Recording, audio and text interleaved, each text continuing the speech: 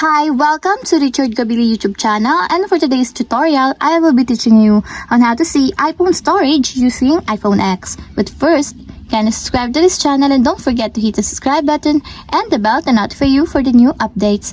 And let's start. Using your iPhone X from your home screen, first go to Settings. Then in the Settings, scroll down and click the General. Then in the General, scroll down and find the iPhone storage, then click. Then after that, in the iPhone storage, you can now actually see the different storage that you are using on your iOS phone. And the usage storage for the iOS apps, photos, mail, and system data. And that's it. We have successfully see iPhone storage using iPhone X. If you have a question, you can comment down below, and don't forget to hit the subscribe button and the bell to notify you for the new updates.